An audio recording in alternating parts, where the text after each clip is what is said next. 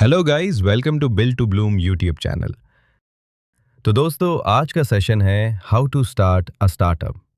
आज हम लोग ये समझेंगे कि एक स्टार्टअप कैसे बनता है और एक स्टार्टअप को बनाने में कौन कौन से फैक्टर्स ज़रूरी होते हैं। अगर मैं इसे आसान शब्दों में कहूँ तो किसी भी बिजनेस में दो ही मुख्य चीज़ें होती हैं। पहली, हाउ टू बिल्ड, और दूसरी, हाउ टू सेल। बड़े बिजनेसेस में भी इन्हीं दो फैक्टर्स को प्राथमिकता दी जाती है और आप लोगों ने उनके मुंह से ये बात सुनी भी होगी कि बनाना और बेचना आना चाहिए। तो इस वीडियो की शुरुआत हम एक कोट से करते हैं। It's okay to cry, but you must have to move on.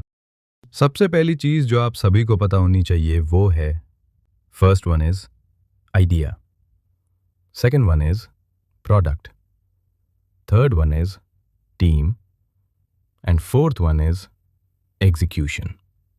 The best idea look terrible at the beginning. अगर कोई आइडिया सुनने में बहुत अच्छा लग रहा है तो इसका मतलब यह है कि उस पर पहले से ही बहुत सारे लोग काम कर रहे हैं। आप सभी को ऐसे आइडिया या ऐसे तरीके से आइडिया ढूंढना है जिससे आप किसी खास ग्रुप के लोगों को वैल्यू प्रदान कर सकें।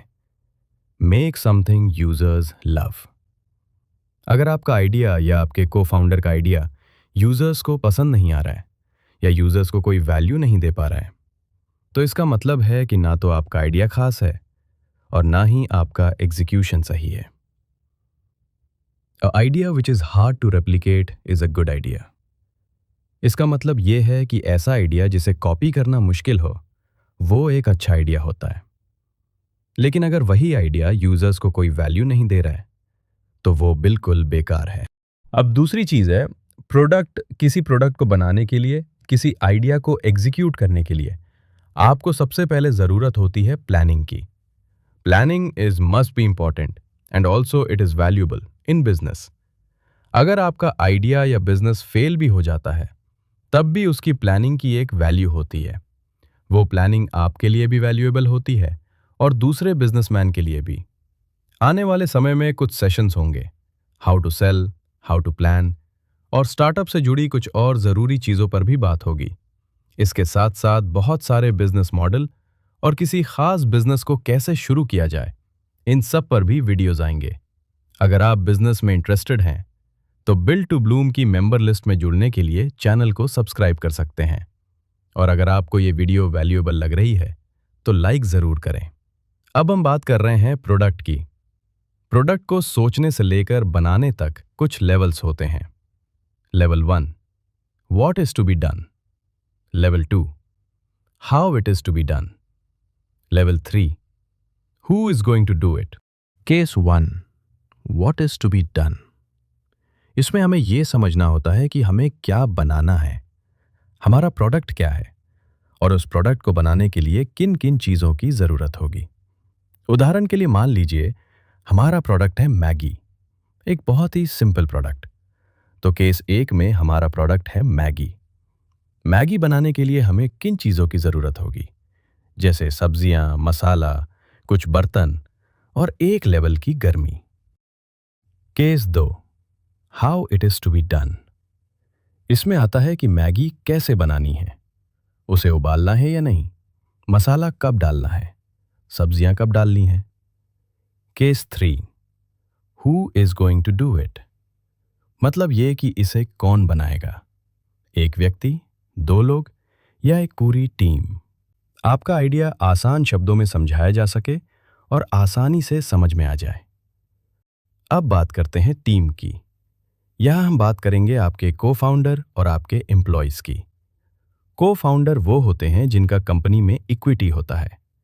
आपको को फाउंडर बहुत सोच समझकर चुनना चाहिए, क्योंकि कई बार गलत को फाउंडर की वजह से स्टार्टअप फेल हो जाते हैं। इसे एक उदाहरण से समझते हैं। मान लीजिए आप और आपके को फाउंडर मार्शल ने बहुत मेहनत की और अपने स्टार्टअप को 1 करोड़ की वैल्यूएशन तक पहुंचा दिया। अब आता है स्टार्टअप की लाइफ का टर्निंग पॉइंट। आपको अपने स्टार्टअप में लॉन्ग टर्म ग्रोथ दिख रही है, लेकिन आपका को फाउंडर इस बिजनेस में अब आगे काम नहीं करना चाहता या उसकी रुचि किसी और चीज में हो गई है। वो स्टार्टअप छोड़ना चाहता है और समझाने के बाद भी नहीं मानता। इस स्थिति में कंपनी की हिस्सेदारी आधी आधी बटी होती है। अब को फाउंडर के जाने के बाद सारा वर्कलोड, खर्च और ग्रोथ की जिम्मेदारी आपके ऊपर आ जाती है। ऐसे ही केस में ज्यादातर स्टार्टअप फेल हो जाते हैं। पॉइंट नंबर 1, को फाउंडर कोई भी रैंडम इंसान नहीं होना चाहिए। पॉइंट नंबर 2, आपको अपने को फाउंडर के बारे में पूरी जानकारी होनी चाहिए। अगर को फाउंडर्स की संख्या की बात करें तो ज्यादा से ज्यादा 3, और अगर 2 हों तो और भी बेहतर है। ज्यादा को फाउंडर होने से कन्फ्लिक्ट बढ़ता है और डिसीजन लेने में देरी होती है। शुरुआती एम्प्लॉयज आपको बहुत सोच समझकर हायर करने चाहिए, वरना आप सिर्फ लोगों को हायर करते रह जाएंगे और स्टार्टअप की ग्रोथ पर ध्यान नहीं दे पाएंगे। Q. How to hire starting employee. Are they smart? Do they get things done? Do I spend a lot of time around them? Good communication skill. Manically determined. Would feel comfortable reporting to them. अब बात करते हैं चौथे topic, execution. Without execution आपकी planning और आपका best idea भी किसी काम का नहीं है, उसकी वैल्यू 0 है।